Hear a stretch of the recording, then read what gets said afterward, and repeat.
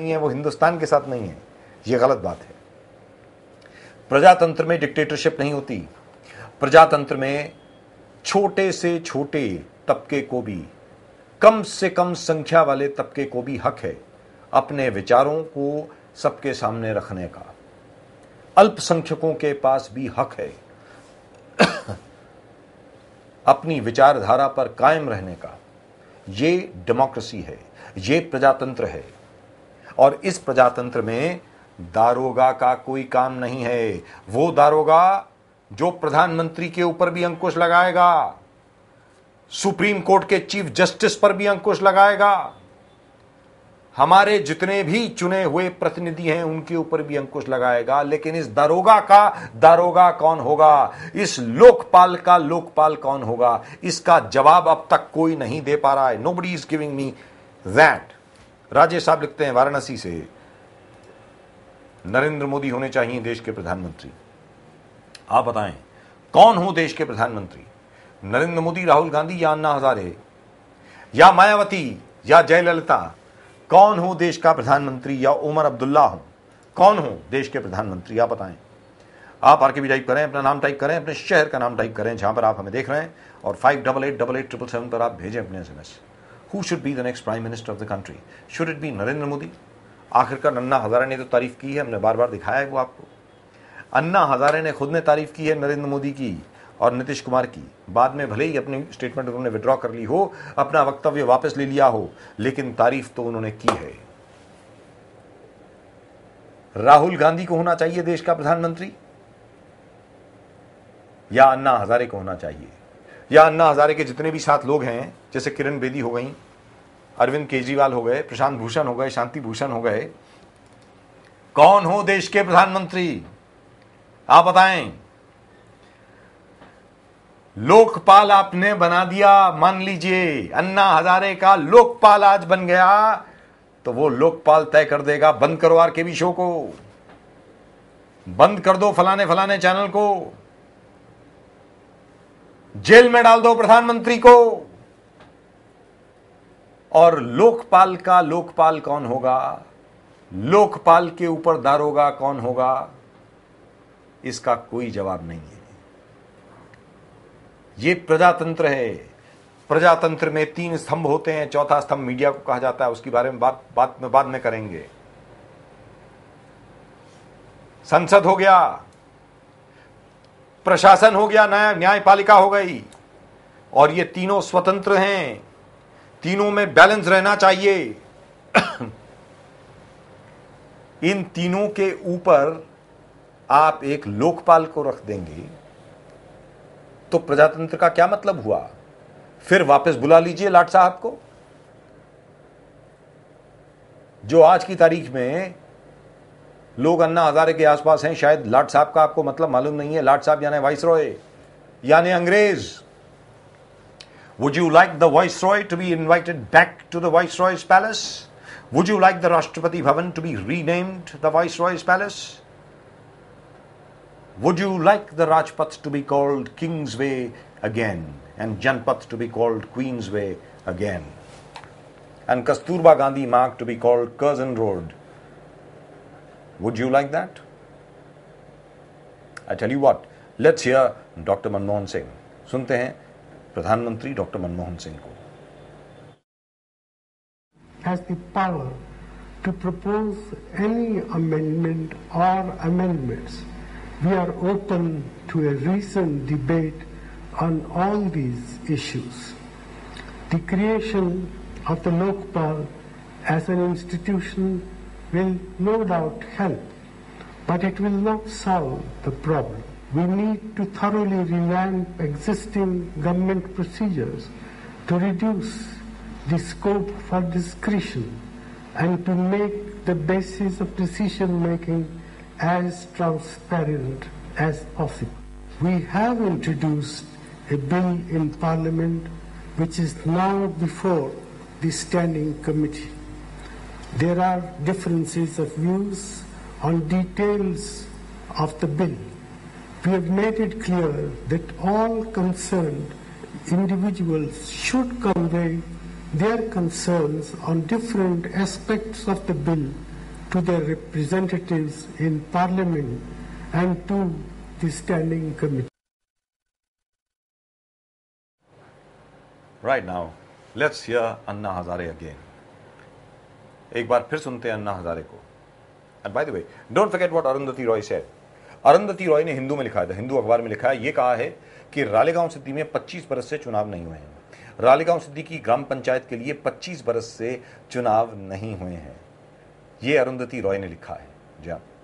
इसके अलावा अरुंधति रॉय ने यह भी लिखा है कि अरविंद केजरीवाल और मनीष सिसोदिया की जो संस्था है जिसका नाम है कबीर, उसको फोर्ड फाउंडेशन ऑफ अमेरिका से $4 लाख मिल चुके हैं पिछले 5 वर्षों में. इसका उन्होंने आज तक कभी जिक्र नहीं किया. इसके अलावा अन्ना हजारे के लोकपाल बिल में मीडिया के भ्रष्टाचार के बारे में कोई जिक्र नहीं है. नीरा राडिया के बाद, नीरा राडिया का जो एक्सपोजर हुआ, अभी स्कैम है या नहीं है मुझे मालूम नहीं है, उसमें अलग अलग पत्रकार क्या क्या कहते हुए सुने गए, उनकी क्या क्या रिकॉर्डिंग आपके सामने आई, अभी भी यूट्यूब पर मौजूद है, कोई भी सुन सकता है.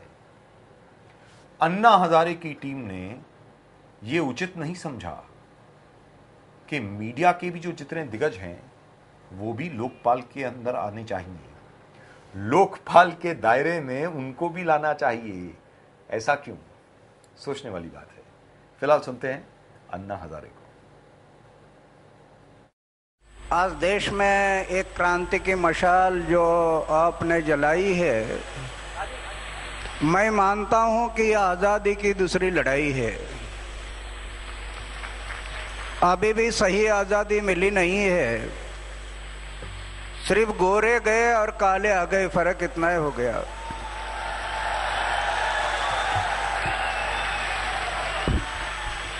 और मुझे तो अब अनशन का 8वां दिन है, लेकिन मेरे पीछे मेरे जीवन में हमेशा भगवान खड़ा है. कई लोगों ने मुझे मारने की भी सुपारी दी, मुझे खत्म करने की भी सुपारी दी, लेकिन मारने वालों को भगवान ने सद्बुद्धि दी कि अन्ना को नहीं मारना. तो मैं ऐसा मानता हूं, और आप कार्यकर्ताओं के लिए भी मेरी विनती है, इसमें कोई संदेह नहीं है. आपके शुद्ध आचार है, शुद्ध विचार है, निष्कलंक जीवन है, जीवन में त्याग है और अपमान पीने की शक्ति है, और सच्चाई के मार्ग से आप चलते रहेंगे तो भगवान हमेशा आपके पीछे खड़ा होगा. हमेशा भगवान खड़ा हो जाता है. आज 8 दिन हो गए, लेकिन मेरी प्रकृति अभी तक ठीक है. अभी भी इसमें कोई ऐसी चिंताजनक बात नहीं है. और डॉक्टर त्रेहान और उनकी टीम ये मेडिकल कर रही है, वो जिस तरीके से मेडिकल कर रही है, उनसे भी मेरा भरोसा है कि ये मुझे मरने नहीं देंगे, मरने नहीं देंगे. आज सिर्फ 5.5 किलो वेट कम हो गया, बस 5.5 किलो वजन कम हो गया, बाकी कोई डिफिकल्टी नहीं है.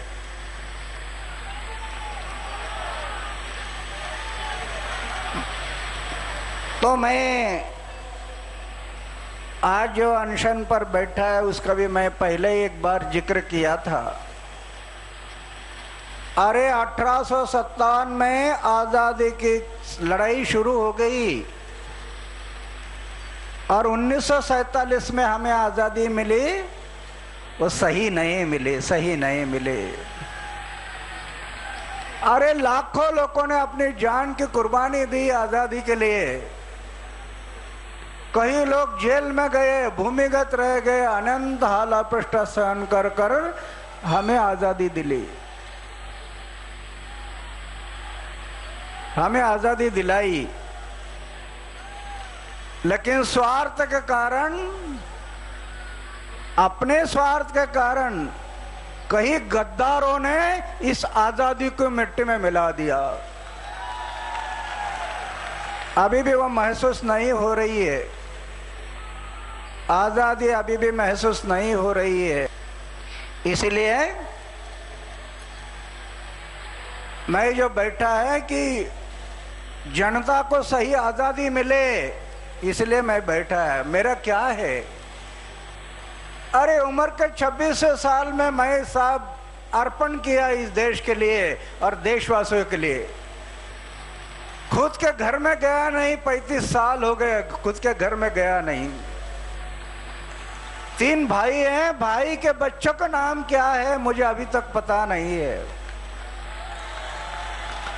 करोड़ों रुपए की योजना अपनाई, कहीं बैंक बैलेंस नहीं रखा, कहीं पर बैंक बैलेंस नहीं रखा।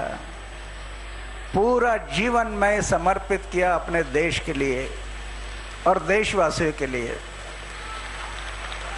तो मेरा कहने का मतलब कि आज यहां बैठा है वो इसलिए बैठा है कि आज देशवासियों के लिए आजादी का अनुभव हो। आज आजादी का अनुभव नहीं हो रहा, इसलिए मैं बैठ गया यहां। और मैं अभी तय किया है, अपने आजादी को हम हरगिज नहीं भुला सकते। सर कटा सकते लेकिन सर झुका सकते नहीं, ये तय किया मैं। कट जाए परवाह नहीं, लेकिन झुकेंगे नहीं। अरे इंसान अपने जीवन में लखपति बने नहीं करोड़पति बने, अपने जीवन में चाहे लखपति बने या करोड़पति बने। ऐसा कोई उदाहरण है कि हमारे देश में एक करोड़पति था, उसकी लोग जयंती मना रहे हैं, कभी सुना? गांधी जी की जयंती होती है, सुभाष चंद्र बोस की जयंती होती है, लेकिन लखपति और करोड़पति की जयंती किसी ने नहीं मनाई। क्या कह रहा इतिहास हमें? अरे चाहे लखपति बनो नहीं करोड़पति बनो, सिर्फ खुद के लिए जिंदे रहने वाले लोग, सिर्फ खुद के लिए जिंदे रहने वाले लोग हमेशा मरते हैं, औरों के लिए मरने वाले लोग जिंदे हैं। ये इतिहास है हमारा, इस देश का इतिहास है। जो अपने देश के लिए समाज के लिए मर गए वो सही जिंदे हैं, लखपति और करोड़पति कोई जिंदा नहीं है। तो इन बातों के लिए भी हम जीवन में सोचते हैं, और मैं तो हमेशा ये सोचता हूं, अरे हार्ट अटैक आकर लोग मरते हैं, हार्ट अटैक। रात को 10 बजे तक गप्पे लड़ाई और सवेरे चाय पीने के लिए उठाए नहीं, हार्ट अटैक आकर लोग मरते हैं। अरे ऐसा मृत्यु आने के बजाय देश के भलाई के लिए, समाज के भलाई के लिए मृत्यु आ गया तो मैं मेरा सौभाग्य समझूंगा कि देश के लिए भला मृत्यु आ गया, ये मेरा सौभाग्य होगा। ऐसे सौभाग्य किसके दिल में? तो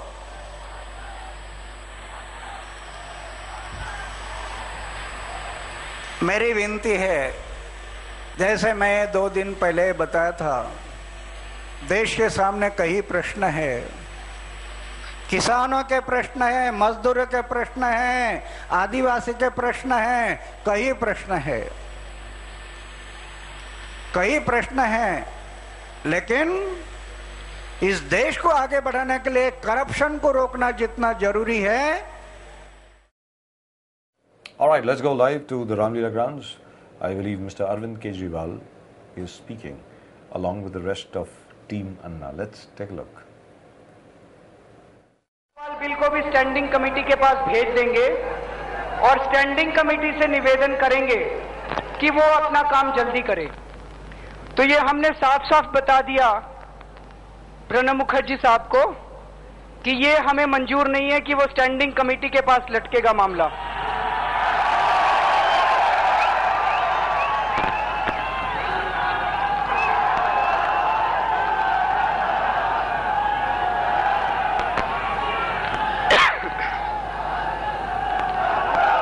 हमने उनसे निवेदन किया कि आप तुरंत जो आपने लोकपाल बिल, सरकारी लोकपाल बिल स्टैंडिंग कमेटी को भेजा है, या तो उसको वापस लीजिए या उसको लैप्स करा दीजिए।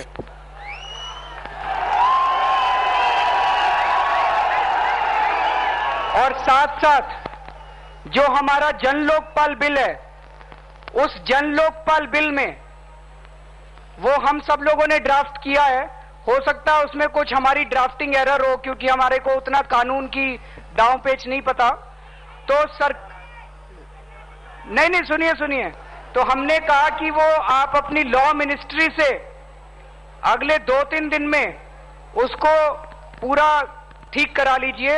सारे प्रिंसिपल्स वही रहेंगे, लेकिन वो भाषा को थोड़ा सा ठीक कर देंगे और हमें दिखा लेंगे। और वो ठीक कराने के बाद आप उसको संसद में प्रस्तुत कीजिए और सरकार का ये कमिटमेंट हो, कांग्रेस की तरफ से ये कमिटमेंट हो,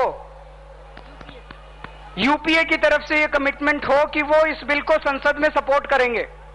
और इसी संसद के सेशन में, इसी पार्लियामेंट सेशन में, अगर इस पार्लियामेंट सेशन को 2-3 दिन से बढ़ाना पड़े तो पार्लियामेंट के सेशन को बढ़ाया जाए, लेकिन इसी सेशन में इस बिल को पारित करवाया जाए।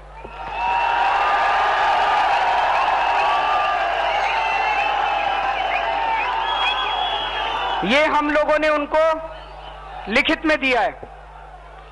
उसके बाद बातचीत हुई कि जो जन लोकपाल बिल है उसके कौन कौन से ऐसे प्रावधान हैं जिसके ऊपर सरकार को आपत्ति हो सकती है। तो उन्होंने 3 मोटी मोटी बातें कही हैं जिस पे उन्होंने कहा कि उनको वो सोच के बताएंगे। एक है जो, और ये तीनों बहुत जरूरी है हम लोगों के लिए, क्योंकि बार बार अन्ना जी कहते हैं मेरे लिए आम आदमी का भ्रष्टाचार जरूरी है, मेरे लिए आम आदमी का भ्रष्टाचार जरूरी है। तो उसमें उन्होंने कहा कि जो सरकारी लोकपाल बिल है उसमें केवल सीनियर ऑफिसर्स की भ्रष्टाचार की बात की गई है, लेकिन एक आम आदमी को तो जूनियर ऑफिसर से डील करना पड़ता है रोज। तो हमने कहा कि इस जूनियर को भी इसमें डालिए। उसके लिए वो उन्होंने कहा कि उनको सोचना पड़ेगा, वो तुरंत तैयार नहीं हुए। दूसरी बात उन्होंने कहा, हमने कहा कि केंद्र सरकार में लोकपाल बिल आना चाहिए और सारे राज्यों में एक साथ लोकायुक्त आना चाहिए राज्य सरकार के कर्मचारियों के लिए। उसके लिए भी उन्होंने कहा कि वो सोच के बताएंगे। और तीसरी बात कि हर विभाग अपना एक सिटीजन्स चार्टर बनाए जिसके अंदर लिखा हो कि कौन सा काम कितने दिन में किया जाएगा और कौन अधिकारी करेगा, और अगर वो अधिकारी काम ना करे तो उसकी तनख्वाह काटी जाए।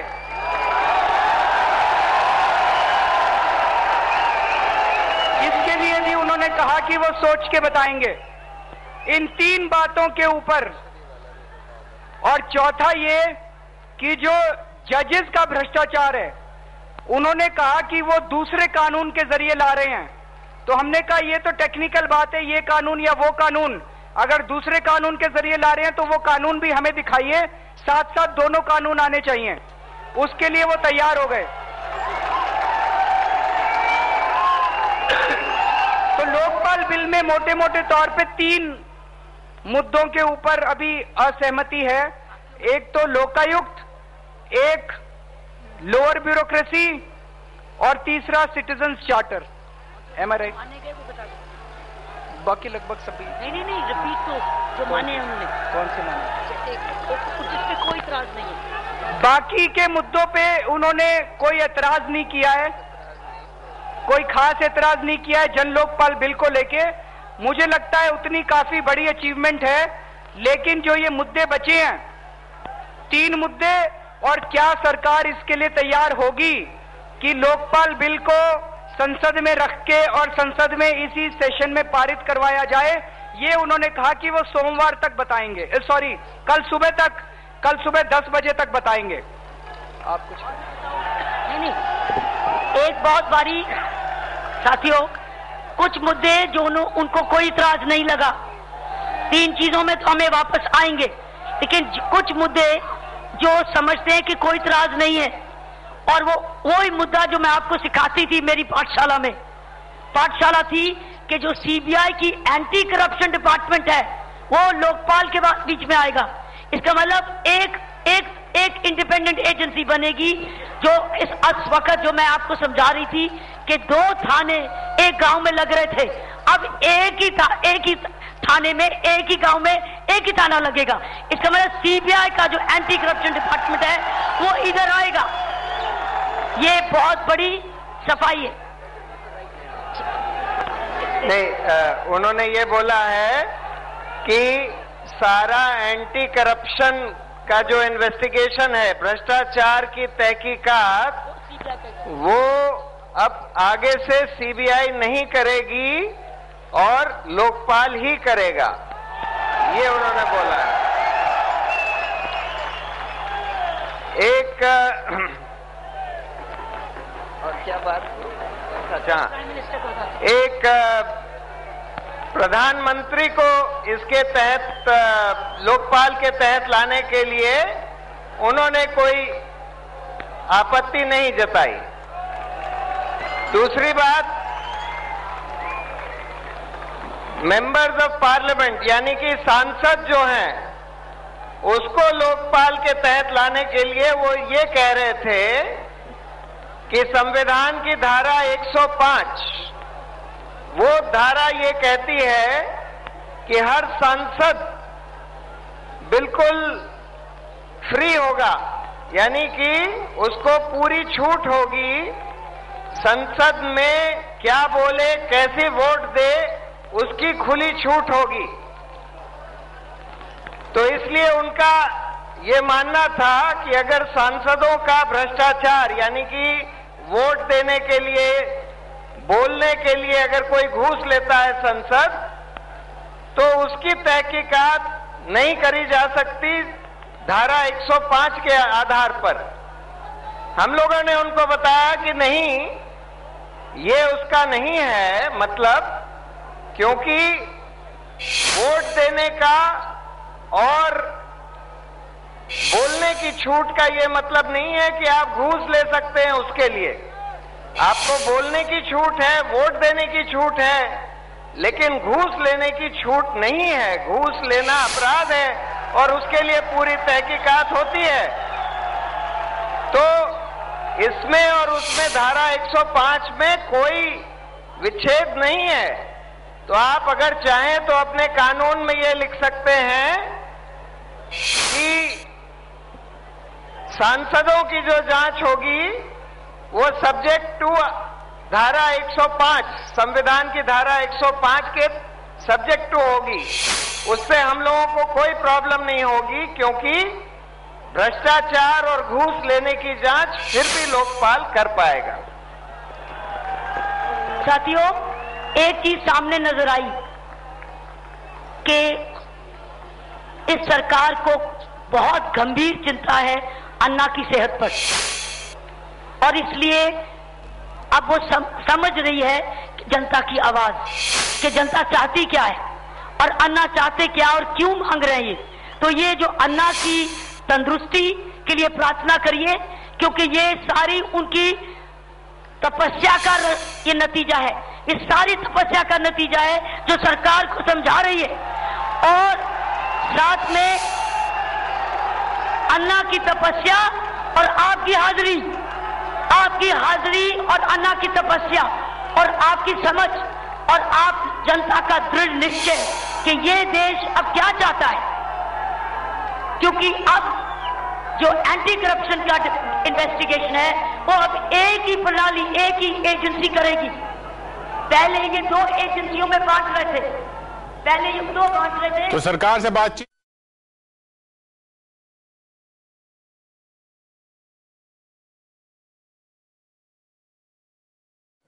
All right, that's major victory for Anna Hazare and his team, and of course for television, and for the 24/7 absolutely breathless coverage, non-stop breathless coverage of Anna Hazare. आखिरकार जीत हुई अन्ना हजारे की. Now, the real battle starts. I am reasonably certain that a Jan Lokpal bill or whatever it is will be presented in Parliament. Then, it is only then that we shall come to know where we stand. In the meantime, keep sending in those SMSs. As far as you are concerned, you have made it very clear that all of you, most of you, support Anna Hazare. But 99% of the people who've written in today again support Narendra Modi for the post of Prime Minister, but also support Anna Hazare's movement. यानी प्रधानमंत्री के लिए नरेंद्र मोदी, ऐसा आप लोगों ने लिखा है, और अन्ना हजारे के लिए आपका पूरा समर्थन है. ये आप लोगों ने कहा है. एक बार फिर आपसे पूछता हूं, क्या देश के नेतृत्व में बदलाव की आवश्यकता है? अगर आपको लगता है कि है, तो फिर देश का प्रधानमंत्री कौन हो? क्या नरेंद्र मोदी हों, राहुल गांधी हों, अन्ना हजारे हों, कौन हो? आप लोगों ने ये लिखा है, ज्यादातर लोगों ने, कि भाई अन्ना हजारे का हम समर्थन करते हैं, लेकिन हमारे प्रधानमंत्री नरेंद्र मोदी हैं. ये आप लोगों ने लिखा है, which is strange. And I am getting a few Rahul Gandhis as well, but unfortunately, sadly, tragically, there is no support coming in for Dr. Manmohan Singh. There is no support coming in for Dr. Manmohan Singh. Dr. Manmohan Singh के लिए कोई समर्थन नहीं आ रहा है. That's what you've decided. ये आप लोगों ने लिखा है. That's what you have said. Right, that's just about it as far as the RKB show tonight is concerned. That's it for the RKB show tonight. You keep watching Lemon News. We'll of course be back tomorrow at 8 p.m. Till then, bye-bye.